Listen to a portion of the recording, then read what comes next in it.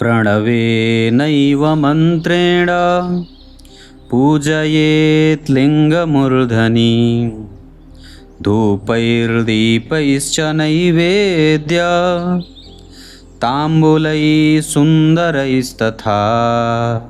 प्रिय दर्शकों नमस्कार, एक बार फिर से उपस्थित हूँ आप सबके सामने सोमवार के कार्यक्रम में, चंद्रमा से संबंधित कार्यक्रम, जहाँ मैं आपसे आपकी कुंडली में चंद्रमा का संबंध राहु से कैसा बन रहा है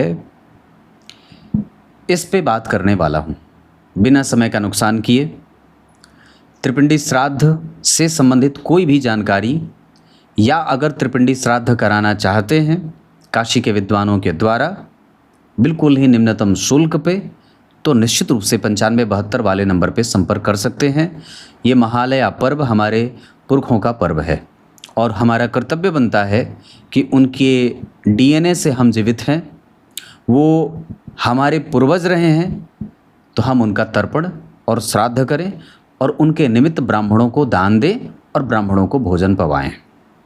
ऐसा पिंडदान करने का या महालया पर्व में अपने पितरों के निमित्त पूजा, तर्पण, श्राद्ध आदि करने से आयु, धन, यश, कीर्ति, बुद्धि, सुख, सौख्य, पशु, साधन और लक्ष्मी के साथ साथ निरोगी काया की प्राप्ति होती है। आइए शुरू करते हैं आज का कार्यक्रम। कहीं नहीं जाना है, बिल्कुल बन के रहिएगा। जय श्री कृष्ण आवश्यक रूप से लिखें। शनिवार के दिन लाइव होता हूँ रात्रि 8:15। बहुत ही आनंद के साथ आप लोगों की कुंडली का अध्ययन करता हूँ। सवाल उठता है कि हमारी कुंडली में चंद्रमा से राहु का संबंध कैसा बन रहा है। हमारी कुंडली में अगर चंद्रमा जहाँ बैठे हैं वहाँ से अगर राहु तीसरे जिस भी भाव में बैठे हैं, तो सबसे पहले चंद्रमा से राहु अगर तीसरे भाव में बैठे हैं तो ये व्यक्ति को धनवान बनाते हैं। पूर्व की आयु में कष्ट होगा और बाद में सुख होता है अगर चंद्रमा से राहु तीसरे भाव में बैठे हैं तो।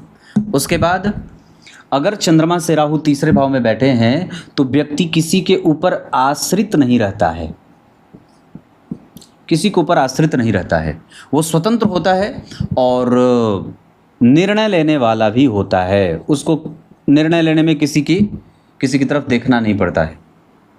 चंद्रमा से अगर राहु तीसरे भाव में बैठे हैं तो ये व्यक्ति को प्रतियोगी बनाते हैं।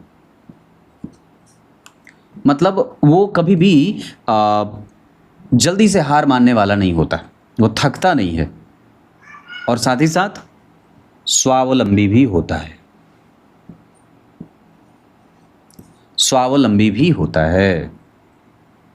और ये नेचुरली, ये मतलब है, इसमें जरा भी ऐसी कोई संशय वाली बात नहीं है। इसके बाद एक पक्ष और भी बढ़िया होता है कि यहाँ चंद्रमा और राहु अगर एक दूसरे से, चंद्रमा से तीसरे घर में राहु होंगे तो व्यक्ति ना माता और पिता का पूजक होता है, पूजा करने वाला, मतलब उनकी आज्ञा का पालन करने वाला या उनके लिए समर्पित होकर के उनकी सेवा करने वाला होता है। धनवान और सुखी तो होता ही है।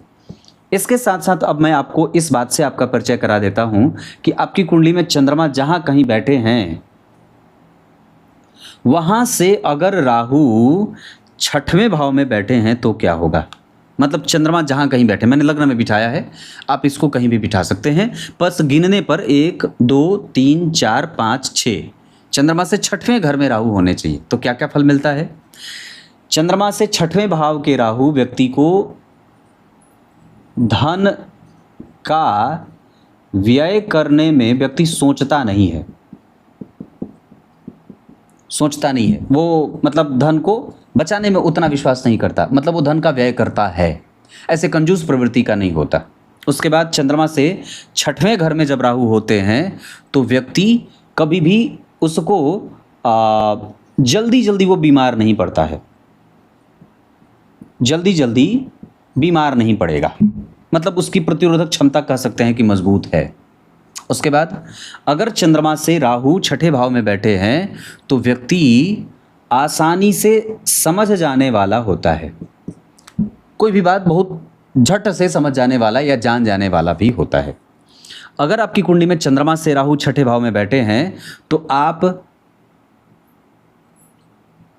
प्रतियोगिता में विजेता बनेंगे, प्रतियोगिता में जीतेंगे, हारेंगे नहीं। अभी कल मेरे पास कुछ लोग मिलने आए थे, कोई चुनाव था तो मैंने कहा कल ही शाम को आए और आज ही चुनाव था, आज ही रिजल्ट भी आ जाना था। मैंने कहा जीत जाएंगे। अभी थोड़ी देर पहले उनका फ़ोन आया, पंडित जी जीत गए 100 वोट से। तो क्या बात कही, चंद्रमा से जब छठे भाव में राहु होते हैं तो व्यक्ति प्रतियोगिता का विजेता होता है और बड़ी नौकरी करने वाला भी होता है। मतलब बहुत बड़ी नौकरी, अच्छे पद पे IAS IPS वाली उस तरीके की फीलिंग वाली नौकरी दे देते हैं। उसके बाद उसके कुल खानदान में कोई बहुत बड़ी बीमारी नहीं होती, बहुत बड़ी बीमारी नहीं है, ठीक है। सामान्यतया नेचुरल बीमारियां होती हैं, वो एक मानव का जैसे शरीर है वैसे उसके थोड़े बहुत रोग शोक होते हैं, पर बहुत लंबी बीमारी जैसे कोई कैंसर टाइप की बीमारी या बहुत बड़ी भयानक बीमारी नहीं होती। वो क्या, तो चंद्रमा से छठवें भाव के राहु ऐसा परिणाम देते हैं। सीधा और एक स्पष्ट उत्तर और भी निकलता है कि चंद्रमा से छठवें भाव के राहु व्यक्ति को लड़ाका बना देते हैं। वो आसानी से किसी को छोड़ता नहीं है, अगर उसको पकड़ ले तो उसको नाक रगड़वा देता है और तब जाकर के उसको क्षमा करता है। तो ये चंद्रमा से छठवें भाव के राहु का फल था। अब मैं आप लोगों को चंद्रमा से एकादशवें भाव में बैठे राहु का फल बताता हूँ, जो थोड़ा ही नहीं बहुत ही ज़्यादा जानकारी से भरा। मैंने तीसरे भाव के बारे में बताया, छठे भाव के बारे में बताया। अब चंद्रमा से एकादशवें भाव में राहु जहाँ बैठे हैं तो 1 2 3 4 5 6 7 8 9 10 11, यानी कि राहु यहाँ बैठे हैं, चंद्रमा जहाँ बैठे हैं वहाँ से 11वें घर में। इसमें सबसे ज़्यादा लाभ व्यक्ति को शत्रु से होता है, शत्रु से लाभ होगा। मतलब कोई भी षड्यंत्र आपके खिलाफ नहीं जाएगा, षड्यंत्र में आप जीतेंगे, कोई आपको हरा नहीं सकता। या फिर ये कह सकते हैं कि व्यक्ति बहुत ही अंदर की बात जानने वाला होता है, अंदर की बात जानने वाला होता है कि वो क्या चल रहा है उसके दिमाग में। और साथ ही साथ 1000 से भी अधिक लोगों को अपने भोजन, अपने जिम्मे या उसकी जिम्मेदारी उठाने वाला होता है। मतलब कई लोगों के घर का चूल्हा उसके नाम पे चलता है। चंद्रमा से एकादशवें घर के राहु, साथ ही साथ उसको बुढ़ापे में कष्ट भी होता है, बुढ़ापे में कष्ट होता है। और प्रायः हड्डी और क्या बोलते हैं कि जोड़ों में दर्द, सबसे बढ़िया जोड़ों में दर्द, ये बुढ़ापे में परेशान करता है। चंद्रमा से एकादशवें घर के राहु। एक कष्ट और होता है कि उस व्यक्ति के संबंध ना, चंद्रमा से जब राहु एकादशवें भाव में होंगे तो उसके संबंध जो होंगे वो लंबे नहीं चलते। मतलब उसके संबंध जो होते हैं वो छूट करके चलते हैं, टूटते रहते हैं। या ये कह सकते हैं कि वो उसके रिश्तेदार तो बहुत सारे हैं पर वक्त पे काम नहीं आएगा, कोई वक्त पे काम नहीं आएगा। ऐसा चंद्रमा से एकादशवें घर के राहु देते हैं। उसको आरंभ से ही, मतलब बचपन से ही कोई ना कोई दवा लेनी पड़ती है, किसी न किसी छोटी मोटी दवाओं पे उसका जीवन निर्भर रहता है। एक बात और है, उसके घर में नौकर चाकर बड़े होते हैं, नौकर चाकर का सुख बढ़िया रहता है, नौकर चाकर खूब रहते हैं। आप ऐसे व्यक्ति की कल्पना कर लीजिए जिसने पूरे जीवन खूब संपत्ति धन इकट्ठा किया है, बुढ़ापे में कष्ट भोग रहा है, बच्चे उससे दूर चले गए हैं और उसका जीवन उसके नौकर चाकर चला रहे हैं, पर उसके पास संपत्ति की कमी बिल्कुल भी नहीं है। कई जगह से उसे किराए पे पैसे आ रहे हैं, लेकिन रिश्तेदार बिल्कुल भी उसके लिए खड़े नहीं हैं। चंद्रमा से एकादशवें घर के राहु होते हैं और एक बात जो है, जो इस चंद्रमा से एकादशवें घर के राहु की होती है कि व्यक्ति कभी भी ऋण में नहीं रहता और उसका काम स्वयं भगवान बनाते हैं। पर कष्ट तो भोगता है, शारीरिक कष्ट होगा, मानसिक कष्ट उतना नहीं है। मानसिक कष्ट वो प्रकट भी नहीं कर पाएगा, लेकिन हाँ उसके काम सारे भगवान बनाते हैं स्वतः खड़े होकर के। उसका काम कुछ भी रुकता नहीं है। विशेषतया सामाजिक और आर्थिक रूप से वो बड़ा ही मजबूत इंसान होता है। आपकी कुंडली में चंद्रमा से राहु किस भाव में बैठे हैं और भगवान आपका स्वतः काम बनाएंगे, इस वजह से ही मैंने ये थंबनेल कार्यक्रम में लिखा था, बता दिया था। अब आइए कार्यक्रम के आरंभ में जो मैंने श्लोक पढ़ा है उसका अर्थ बता दूं।